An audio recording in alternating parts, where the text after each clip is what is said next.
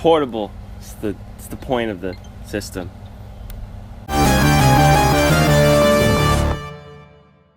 So back in January, Nintendo announced this guy, the Switch.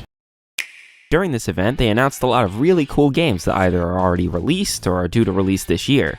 I personally am really excited for the new Splatoon, but there was also ARMS, Xenoblade 2, 1-2 Switch, and of course, the latest Zelda game, Breath of the Wild.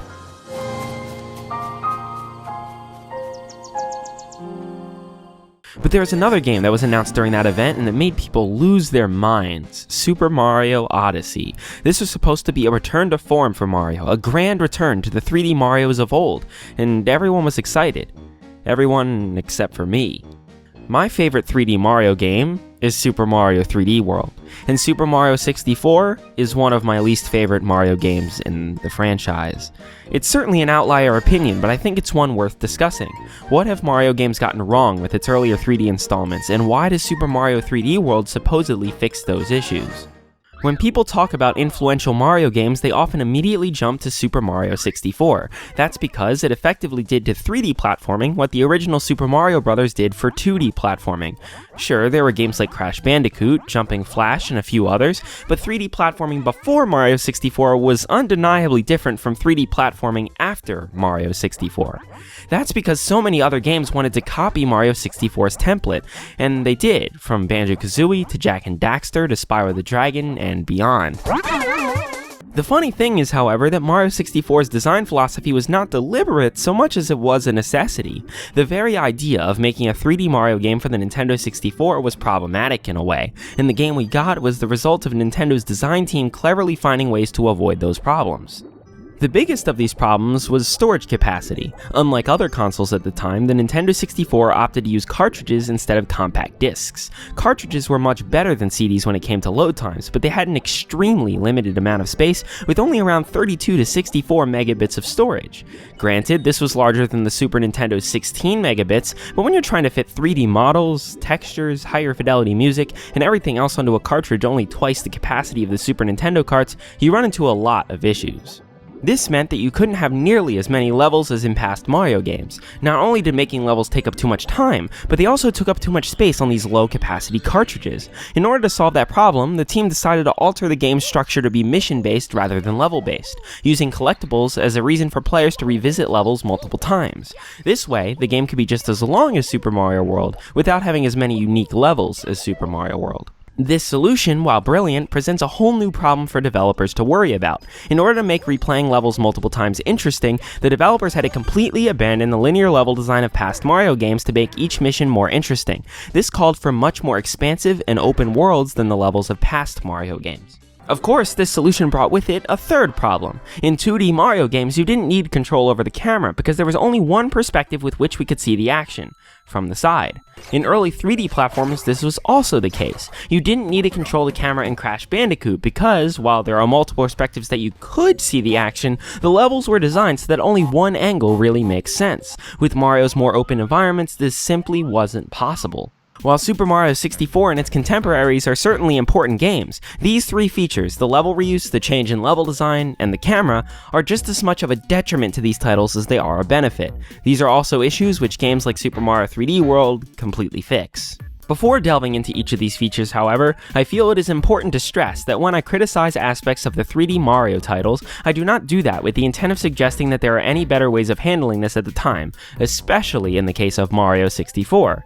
Like I said, these solutions are brilliant, and were probably the best options the team had in 1996. Rather, the purpose of this critique is to look at recurring problems with 3D Marios and recognize how they were fixed in the less open, more linear 3D Marios. We'll be looking at each of these three features individually first to identify problems. At the end of the video, we'll take a look at Super Mario 3D World and see how it solves the problems identified.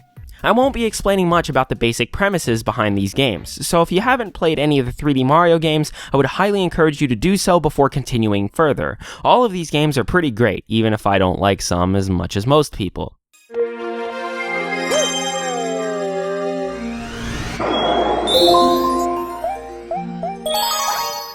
While introducing a mission-based structure was a brilliant idea to solve the storage issue, one problem that arose as a result of this level reuse was inconsistency between missions. For example, if you jumped into this painting in Peach's castle and selected the first mission of Bob-omb Battlefield, the title of the mission, along with this Bob-omb here, would lead you to believe that the star would be located at the top of the mountain, and that King Bob-omb would be guarding it. In fact, that is the case. The problem comes when you walk up the slope and hang a left near this chain chomp and see a completely different star behind these bars. If you free the chomp and collect this star, you would soon realize that you collected the star from a completely different mission than intended. You are then booted back to Peach's castle and would have to jump back in to collect the star you originally intended to collect. In theory, this would make for a more open gaming experience, but in practice it only adds more layers of confusion to the mix. If you select the first mission of Bob-omb Battlefield, then you can collect either the first or sixth stars, but not any others. That's because, if you select the second mission, a few things have changed throughout the level. Since you beat King Bob-omb in the first mission, he's not there anymore. In addition, the cannons are now available for use, and Koopa the Quick is chilling over here itching for a race. Now, suddenly, Bob-omb Battlefield has changed. But it only does this the one time. That means that you can get every other star in the level just by selecting the second mission. As mentioned, the main issue here is inconsistency. When you jump into a painting, you're presented with a choice for what star you want to collect. The fact that this choice exists in a menu implies that this choice has some sort of effect in the level, but in reality, it only has an effect some of the time. The most obvious solution would probably be to remove the menu entirely and allow the player to collect all of the stars all at once. Banjo-Kazooie and many other 3D platformers that followed Mario 64 made that decision, making for a more fluid and less segmented gaming experience. The Mario team didn't want to make that decision though. That's probably because it would be too far of a departure from the linear design of the 2D Marios. So instead of taking that route, Nintendo chose to remove the inconsistency of Mario Sunshine by making that mission select menu more important. In that game, the mission you select dramatically affects the level. For example, in Gelato Beach, the first mission has these weird dune bud sprouts scattered across the beach. One of these sprouts is a gate, which grants access to a secret area. Completing this secret area nets you the star for the mission, and it is impossible to access the secret area from any other mission. That's because in all other missions, the locations of the dune bud sprouts have completely changed. All of the missions in all of the stages change the level in some sort of way like this, which not only makes the game more consistent, but makes each level feel more alive and real. Selecting a mission in Mario 64 felt like an arbitrary decision that meant very little. That's because, from a level design standpoint, it did mean very little. The only things that changed in levels between missions were things that needed to change for each mission to be completable. Meanwhile, because Sunshine changed so much within their levels, it felt as if choosing a mission was like visiting the level at a completely different time or day. I genuinely feel bad for this guy in Sirena Beach, because he has so many terrible work days with his hotel either being infested, haunted, or flat out missing between all of the missions. This design philosophy carries throughout the entire game. A few sequence breaks aside, it's effectively impossible to complete any mission in Mario Sunshine without first completing all missions prior, and because of that, it makes each mission stand out more within the context of the more immersive levels. This is a brilliant solution to the inconsistencies with Mario 64's structure, but as with many solutions, it presents its own host of new problems. See, Mario Sunshine has a lot more shines than just the ones in the missions. In fact, there are almost the same amount of secret shines in Mario Sunshine than there are regular shines. Finding the ones in the hub world is no problem, but finding the secret shines in the missions are a whole other issue entirely. Take the 100 coin shines for instance. You jump into a level and decide to get the 100 coin shine, but then the mission select menu pops up. Which mission do you select? You can't just choose whichever mission you want, because now the levels change with every mission, and the coins aren't always in the same locations. Certain missions might grant you access to areas that have a lot of coins which you couldn't get otherwise, and other missions may not even have 100 coins at all. The only way to really know which mission is best is to either look it up in a guide, or try every mission until you find one that works. That's a serious issue. Or how about the blue coins? 10 blue coins net you a shine sprite, and there are dozens of these scattered across every level. The problem is that some blue coins can only be accessed through certain missions. If you were to, say, collect every blue coin in Pinna Park except for one, it would be nigh impossible for you to know that the last blue coin in the area could be the one which requires Yoshi, who only appears in the 6th mission. The interesting thing about this entire problem, though, is that none of these extra shines are necessary to complete the game. In Mario 64, a certain minimum number of stars were required in order to access the final level, but Sunshine handles this requirement differently.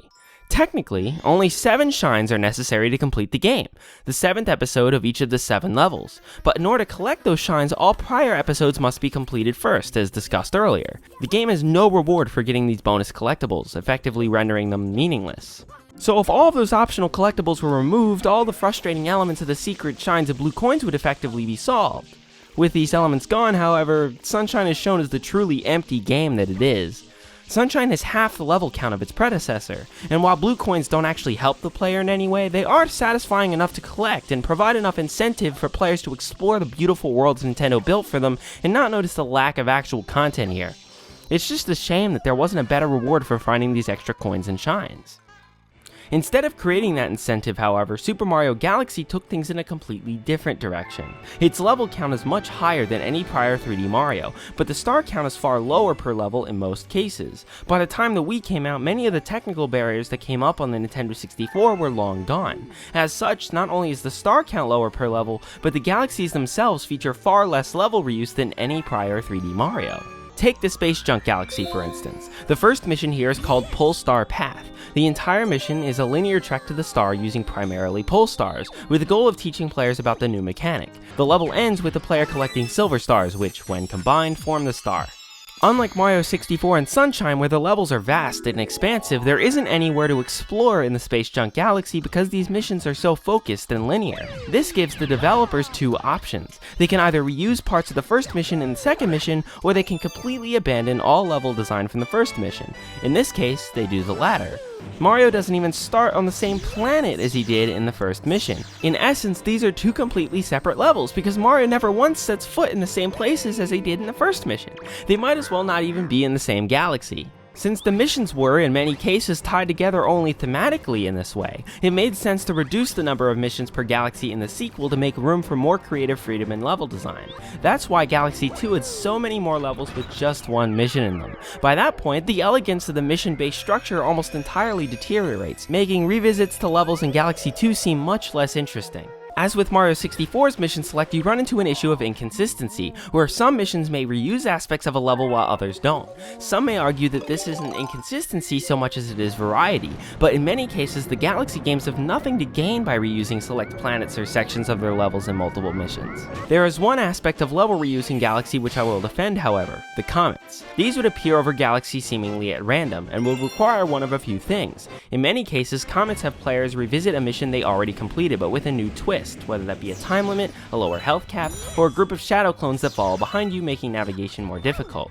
My favorite type of comets, however, were the purple comets in the first Mario Galaxy. These comets require the collection of 100 purple coins, similar to the 100 coin missions back in Mario Sunshine and 64. While some are restricted to very small areas, others require players explore fairly large planets in order to track down these coins. Because these comets were designed with the knowledge that the player already completed a particular mission or level, the twist keeps the player engaged, making the level reuse justifiable.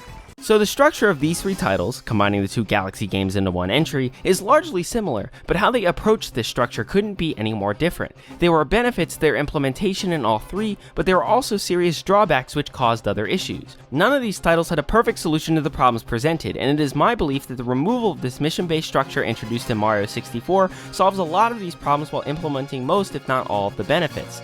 But we'll get there later.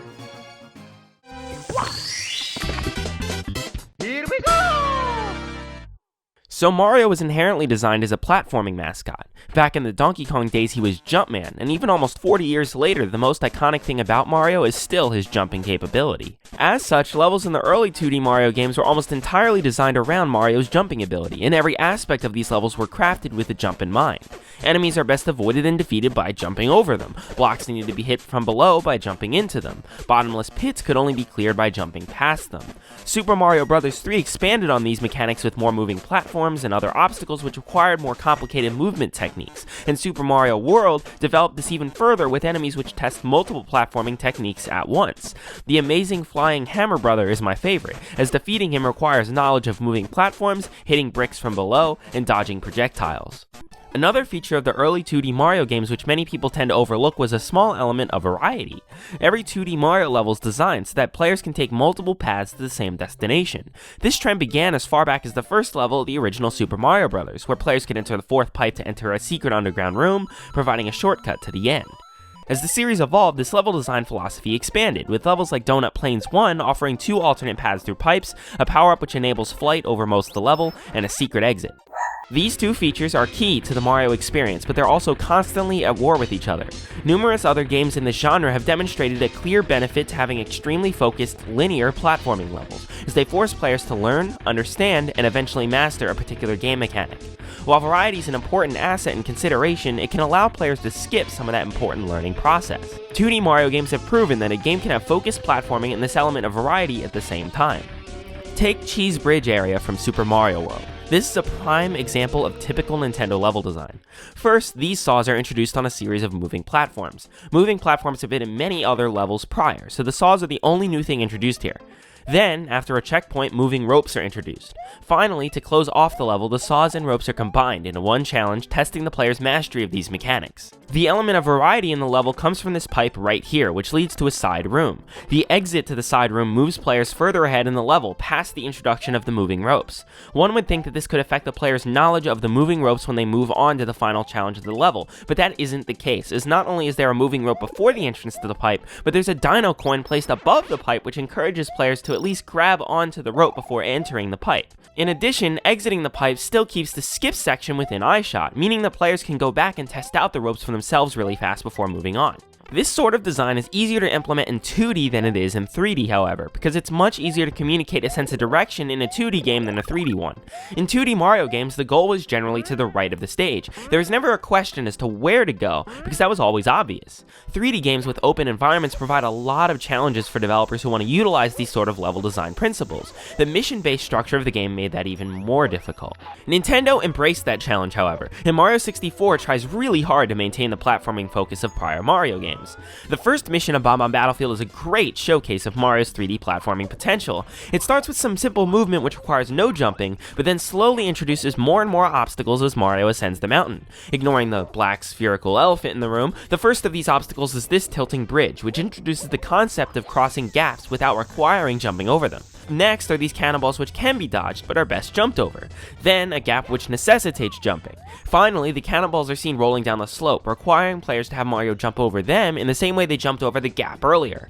There are even a few cool little shortcuts for players with more skill, such as this warp here, the ability to climb this slope here, or a wall jump opportunity here, which add that element of variety that make Mario levels feel like Mario levels. This is brilliant level design by any measure. Well, if we ignore the fact that one of the game's most powerful and hard to beat enemies is the first obstacle players face before the tilting bridge.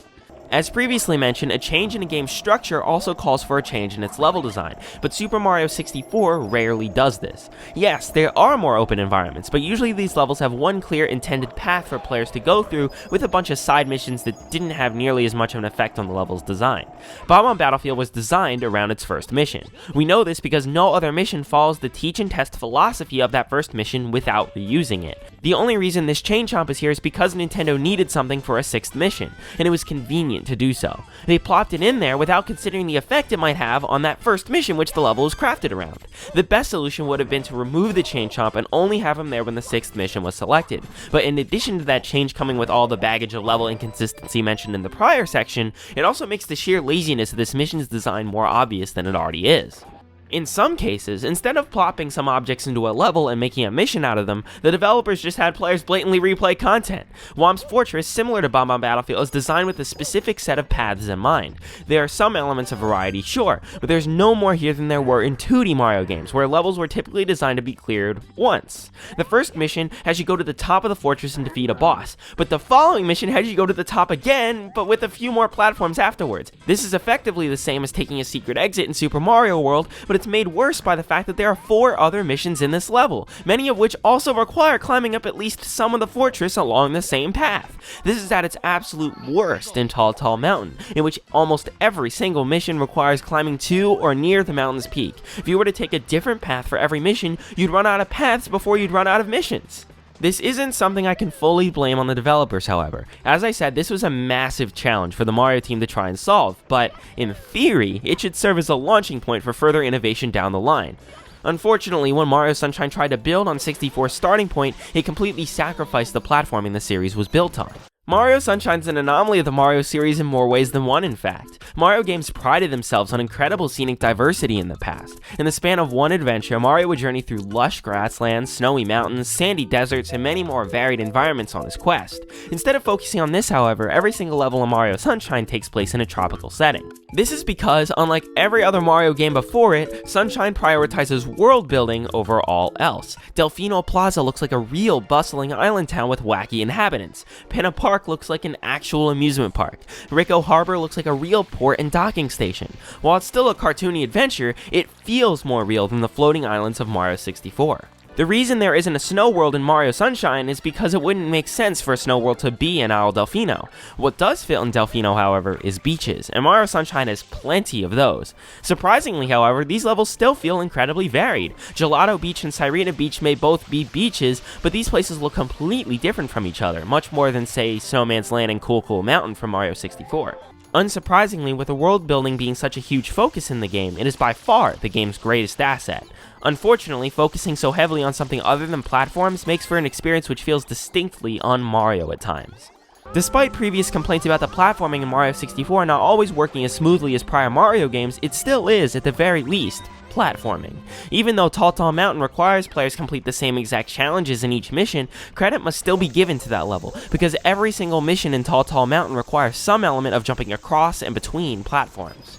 Compare this to the last level of Super Mario Sunshine, Pianta Village. The first and fourth missions both involve using water to douse chain chomps, which require absolutely no platforming to do. The second mission is a race, which has so little required jumping that it simply can't be considered a platforming challenge. The sixth mission is the worst of all, only requiring you to walk around aimlessly and spray water on random Piantas. The remaining four missions have some element of platforming, but that means that only half of the missions in this level test the mechanic which Mario is most known for. Taking every single mission in both games into account, 100 coin missions and secret stars not included, only around 66% of missions in Sunshine involve platforming, compared to around 78% of missions in 64.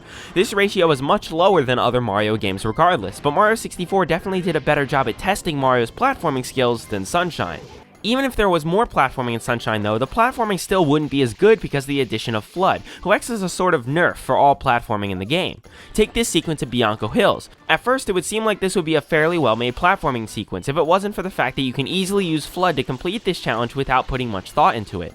Sunshine tried to remedy this issue with the existence of its secret missions, like the Doombud mission brought up in the last section. These missions point out an anomaly in the world and ask players to investigate it. Upon arriving, the FLUDD pack is removed, and players are thrown into a more conventional 3D platforming challenge, floating blocks and all. These missions are generally the most challenging in the game because the crutch of FLUDD is taken away. While it was a nice workaround, it created a huge dichotomy within the game, where players were being trained to use FLUDD while exploring the worlds and then tested on mechanics they're less familiar with. Mario games would never do something like this in the past, as Nintendo always made sure that players understood a mechanic fully before testing them on said mechanic. Kicking the player's crutch out from under them is a distinctly un-Nintendo move, which showcases how much of a departure the level design is here from other Mario games. The Galaxy games, and especially Galaxy 2, attempt to return to the sort of level design that Mario games have traditionally used. Galaxies like the Flip Swap Galaxy much more closely mirror the design that past 2D games used than they do the expansive, immersive worlds of Sunshine. The level opens with an introduction of a new mechanic, then combines it with another previously known game mechanic. After the checkpoint, it introduces another idea and escalates that idea by combining it with the first game mechanic. The difference between something like the Flip Swap Galaxy and the Cheese Bridge area from Super Mario World is, surprisingly enough, a lack of openness. While the likes of Super Mario Sunshine were too open and sacrificed platforming as a result, the Galaxy games in many cases completely abandon the idea of variety through multiple pathways, forcing players down a fairly linear corridor.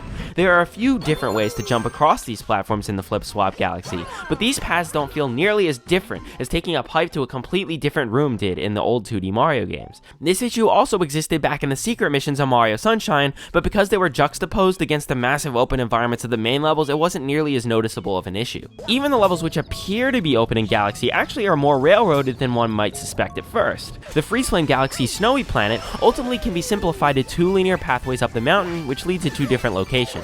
There are very few shortcuts up these pathways, making going up them a very similar fare no matter how many times they're replayed.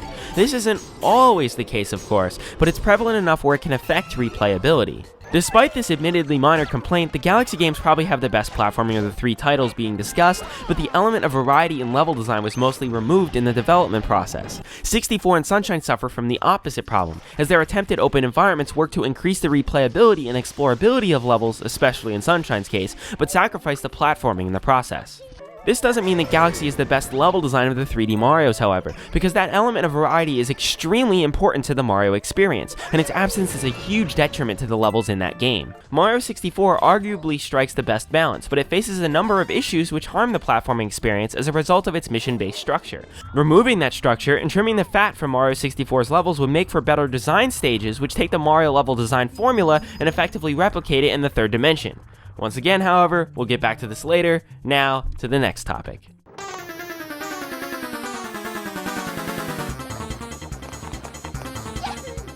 The eternal plague of 3D gaming is the player-controlled camera. Not only is it hard for players, especially those new to games, to understand how to control a camera and a character at the same time, but it's also hard for developers to create a camera that can work reliably regardless of perspective. As mentioned at the start of this video, early 3D platformers evaded that entire issue by locking the camera in one particular place and designing levels around that specific perspective. Due to the structure and level design Nintendo chose for their new 3D Mario game, the team backed themselves into a corner and needed to give players control over the camera. At the time, the most control players generally had over a camera in a video game was in the first-person shooter, in which the camera and the player were essentially the same thing. Super Mario 64 had a brilliant contextualization of the camera on its own by way of the Lakitu brothers, I don't know, who are filming the events of the game as they happen. This context is shown during the opening cutscene and can be seen in a number of different areas. This contextualization of the camera also showcases an issue with the camera in many early 3D games, however. Understandably, a Lakitu cannot fly through a wall, so if a camera is adjusted in a certain way when Mario is near a wall, the camera will either not move in that direction or will get super close to Mario to avoid the wall. That's because the camera is treated as an object just like the player, and it has collision detection with walls in the level. It was designed this way so that there is rarely, if ever, a moment where a wall blocks the player's view of Mario. The problem with this camera is that it can very easily cause a lot of problems for players trying to platform. This section of Wet Dry World is commonly cited as a location where this issue is best demonstrated. If a player wants to cross this board with the camera behind them, it is impossible to rotate the camera such that it can be done. There is a workaround, however, as you can zoom the camera in on Mario and, with this close-up view, situate the camera behind Mario. Because the camera was closer to Mario in that perspective, there was no wall in the way, and when it zooms back out, it doesn't hit the corner. Mario 64's camera also only rotates at very specific angles, and this can occasionally lead to some less than ideal platforming situations where it would be easier if the camera was just a few degrees over in one direction or another. This is merely a result of there not being a dedicated analog stick for the camera at the time. To say Mario 64's camera is bad would be misinformed, because it is not only the first camera of its kind, but it is easily one of the best cameras in a 3D game for the Nintendo 64, only to be topped by games much later in the console's lifecycle. To say Mario 64's camera is archaic, however, isn't misinformed at all. Sunshine blows Mario 64's camera out of the water with a dedicated analog stick, but it has two serious yet related issues which continually cause problems for the player. The camera moves on its own at times when the player wouldn't want it to, but it doesn't move on its own when it probably should. The most notable instance of the camera moving on its own when it probably shouldn't occurs with one of the most commonly used tools in the entirety of Mario Sunshine, the Flood Pack. In most cases, using the Flood's hover nozzle locks the camera behind Mario for no discernible reason. Sometimes, having the camera behind Mario makes sense, but in other cases it just simply doesn't. This issue is further amplified when the camera occasionally continues to stick behind Mario as the player moves him around. It makes controlling Mario with the hover nozzle unnecessarily complicated, and the inconsistency with the camera's movement with the hover nozzle can lead to unintended consequences that aren't the player's fault. But I like that feature. Well, guess what, Scott? You're stupid. An example of the camera not moving on its own when it probably should is in areas where the platforming is designed to work with the camera at a specific angle. This is at its most egregious in the secret levels without the Flood, but this even happens in the main levels at times. This section of Pinna Park, for example, will be much easier if the camera was locked into one place. Sunshine's camera also doesn't always have collision with walls like the Lakitu brothers in Mario 64. Instead, when there's a wall between the camera and an object, that object is replaced with a shadowy question mark symbol. This effectively solves the problem Mario 64 pad with cameras and walls, but it brings with it all of the problems that probably led to the Mario 64 team having camera collision with walls in the first place.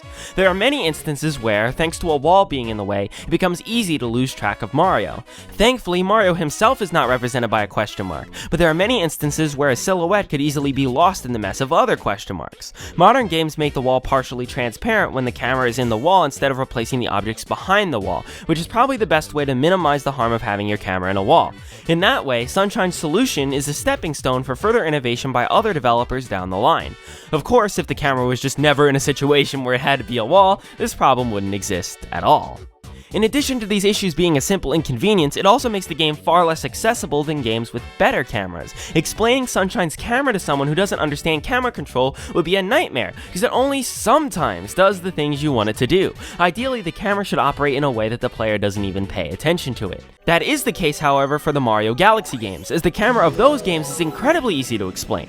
It just works. The Wii Remote doesn't have an analog stick on it at all, and the Nunchuck's single analog stick is necessary to control Mario's movement. Because of this, camera control was mapped to the directional pad on the Wii Remote. This would seem like a step backwards from Sunshine's analog control, but the reason why it isn't is because the camera just plain works all the time.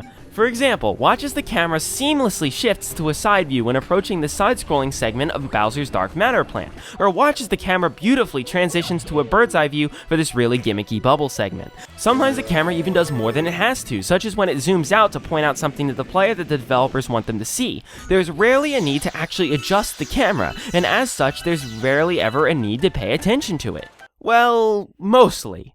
There is one minor issue with Galaxy's camera that's worth pointing out. There are a few instances where the position of the camera isn't ideal, and it would be nice to be able to move it to a different perspective. Because this camera is so heavily scripted, times where the D-pad can actually be used to adjust the camera are fairly uncommon. Instances where the scripted camera is problematic are few and far between, however, and the camera in the Galaxy games works stunningly well because the levels were mostly designed with the camera consistently in mind. This is a sort of return to the 3D camera ideologies prior to Mario 64, as the levels were designed to be played mostly from the perspectives intended by the designers. It's strangely roundabout in how the camera in these games evolved from being forced to give player control over the camera to eventually taking camera control away from the player a decade later, but it's also important to consider the camera's relevance to the prior two topics. Galaxy's camera simply wouldn't work in Sunshine, because the levels aren't designed in a way that's conducive to a fully scripted camera. Similarly, Sunshine's camera would be much worse in Galaxy, because that game's structure focused far less on level reuse and resulted in a much more streamlined linear level design. These three topics are inseparable from each other, and each must be taken into account when discussing the others.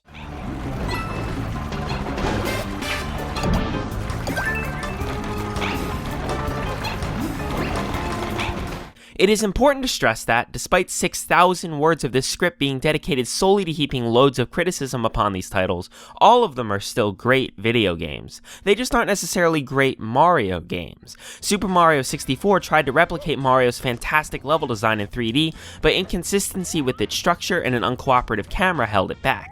Super Mario Sunshine focused more on expansive environments, but not only failed to properly integrate an incentive to explore these levels, but also lacked the core platforming focus Mario is known for.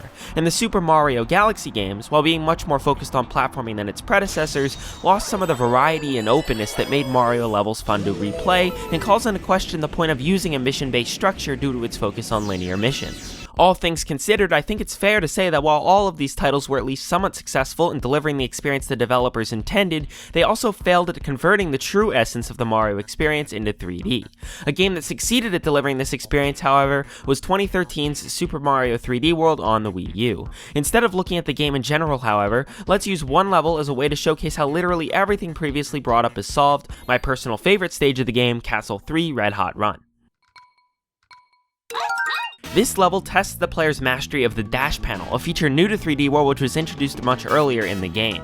These panels give Mario, or in this case Toad, a massive boost of speed, which allows for longer jumps, but it also can't be stopped easily, forcing players to make split-second turns and jumps with no time to stop and think. The first and most notable aspect about Super Mario 3D World which differentiates it from the prior 3D Marios is the fact that these levels are far less expansive than their predecessors. The entirety of Red Hot Run takes place in this one straight passage, and the camera never has to change from the angle the stage starts at. Of course, players are given control over the camera, but like Super Mario 64 and Galaxy, the camera also rotates at set angles. This is because the characters in 3D World tend to lock to one of the 8 cardinal and ordinal directions, meaning that no matter which angle the camera is at, there will always be a direction to move which perfectly aligns with the direction of the level. If you want to clear Red Hot Run at this stupid 45-degree angle, then you can, nothing's stopping you. The levels are generally designed with recommended camera angles in mind, however, so players who don't want to think about the camera don't have to. So back to the level itself, after 2 of these boost panels there are a few spikes for the player to jump over. This is an escalation from merely having to navigate with these dash panels on their own. After these spikes, however, the player is presented with the choice between 2 paths. One of these paths is rolling spike bars while the other is donut lifts. There's even a third choice if the player takes the donut lift path and then jumps over this gap, giving them 10 coins. These 3 choices are far more distinct than most options presented to the player in the Galaxy games. If there was ever a choice in those games, it was either a choice so small it felt meaningless, or it led to a completely different star entirely. This choice increases the replayability of the level by introducing that element of variety so dearly missed. Of course, this choice on its own only affects around 3 seconds of the level, but these choices not only continue throughout the stage, but they begin to multiply and affect each other in interesting ways. Bob-omb Battlefield Chain Chomp, this ain't. Replayability is actually really important to the stages in Super Mario 3D World because of the collectibles contained within. Each stage in 3D World has 3 green stars and a stamp to collect, and all of these collectibles, in addition to hitting the top of the flagpole in every stage, is necessary to unlock the last secret area of the game. For those not interested in secret levels, however, the green stars in particular are still important because certain roadblocks on the world map require a certain amount of green stars be collected in order to unlock a new stage. In-stage collectibles in 2D Mario games were, in many ways, meaningless. Dragon Coins in Super Mario World did absolutely nothing in the grand scheme of completing the game, but the green stars in Super Mario 3D World act more like the stars in the prior 3D Mario games. The roadblocks on the world map are comparable in a way to the star-gated doors in Peach's Castle back in Mario 64. This means that, unlike Super Mario World, where levels were designed to be beaten only once or twice, levels in 3D World needed to be enjoyable to replay, as there was a strong chance that first-time players would have to replay old stages in order to get these important green stars. This isn't padding, however, as it is always theoretically possible to get all green stars on the first playthrough. The next choice the player makes in Red Hot Run actually bears some significance then, because a green star lies at the end of the right path, but because the dash panels make Toad move so fast, it's hard to see that star before players need to choose a path. This would, at first, seem like a bad design choice, but it works because the player can course correct at the end of the left path, switch to the right path, and collect the star. This means that there are actually far more than 2 paths the player can take at this intersection, as they could switch paths at will. This aspect of level variety reaches its culmination later in the stage. After this bit, there is another choice between 3 clear pipes. The middle pipe has some coins in it as it's the hardest to get to. All 3 lead to a cannon which launch Toad to the second half of the stage. This section opens with a green ring, which grants a green star when its challenge is completed. In the middle of this area with the green ring is a pipe which, while not moving players further ahead like most pipes did in 2D Mario games, does grant a lot of lives thanks to the invincibility star. Afterwards, players are presented with a huge number of choices. In this footage, Toad makes a massive leap to the left path, but he could have also gone to the right and turned left at this boost panel to reach the same left path, stayed on the right path, turned left at the boost panel and then jump across this gap here, or ignore the right path and jump to the boost panel in the middle instead of to the left path. The left path leads to a stamp, but this requires jumping over a gap to obtain. It also makes reaching the final green star more difficult as it is located on the middle path up ahead. The last section is a super expansive series of paths that give the player more options than could ever be counted.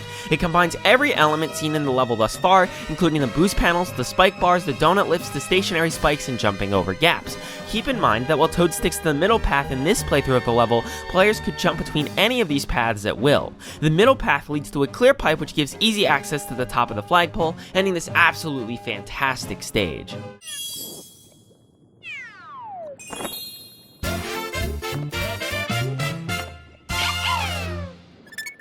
This is just one level, but it effectively solves every single problem brought up by prior 3D Mario games. It focuses intently on the aspect of Mario for which the series is defined, that being platforming. But it takes tools introduced in the prior 3D Mario games, improves upon them, and implements them seamlessly. And every single level in Super Mario 3D World is built in this way. By removing the mission-based structure which plagued the prior 3D Mario, Super Mario 3D World has showcased the incredible progress the Mario team has made with 3D gaming.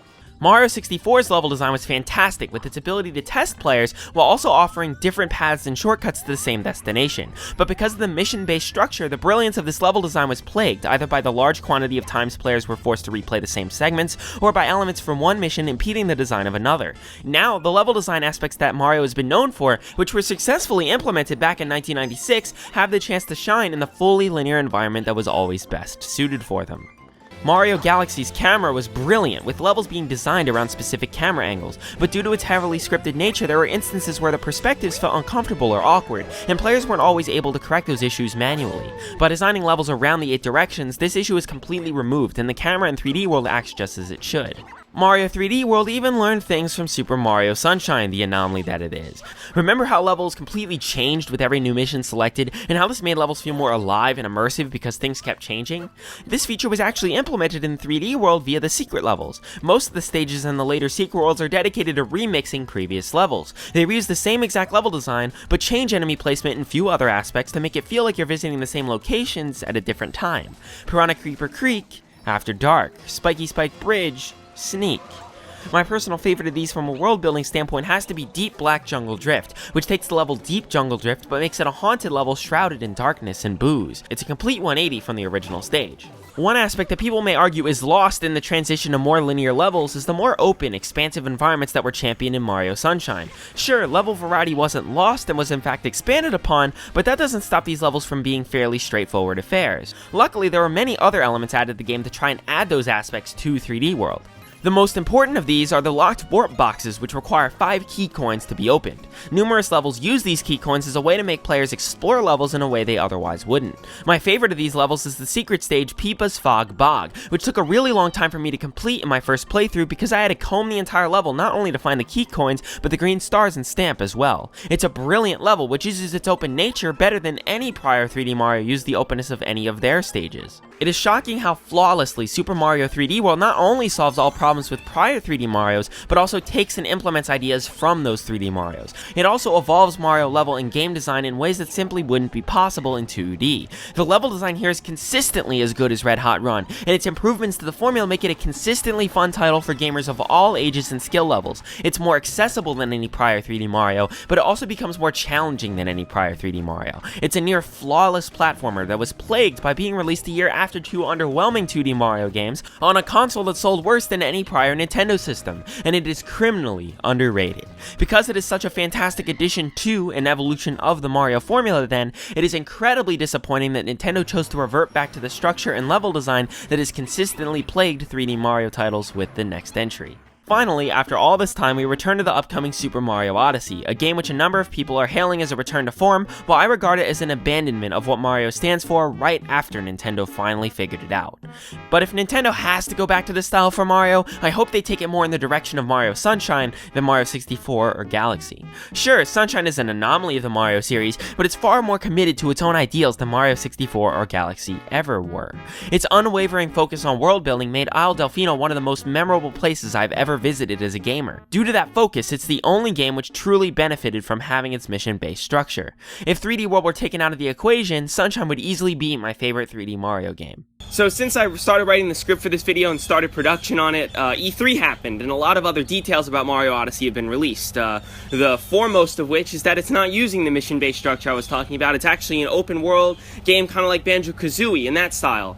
I'm concerned that, like many changes in 3D Mario, that this change will present with it a bunch of new problems that we don't even know what they could possibly be right now. But we'll find out when the game comes out, I suppose. Obviously, 3D World is the game that I like, and that's the game that I would like to see them further develop.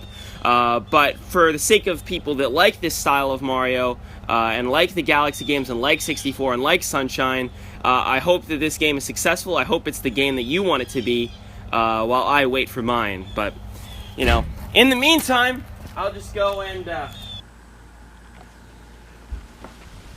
sit down, pick up controller, play a different 3D platformer.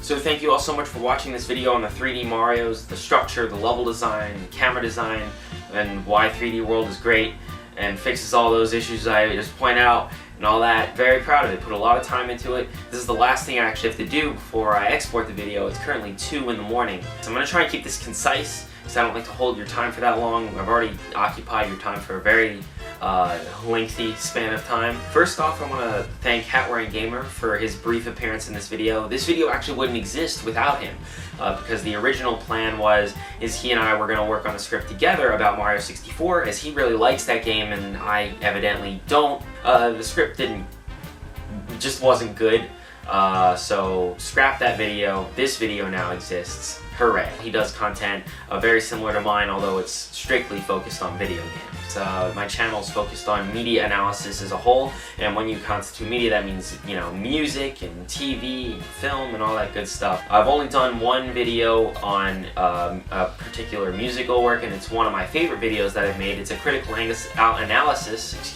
of Metallica's Saint Anger. That I would agree is probably their worst album, but it's something that I keep coming back to anyway. And then the other one, which I'm going to mention, is actually another game-related one, which is the video I made this past January, I want to say, February, on Wario World on the GameCube, which is a game that I really enjoy, despite it having a huge issue regarding death. The video I made before this one was about South Park, and unfortunately it's not available on YouTube, and that's because of a copyright deal with Viacom. I've tried to find ways to get the video available on YouTube, and it just doesn't seem to work out. So the link to the VidMe version, it'll be available on it's called VidMe.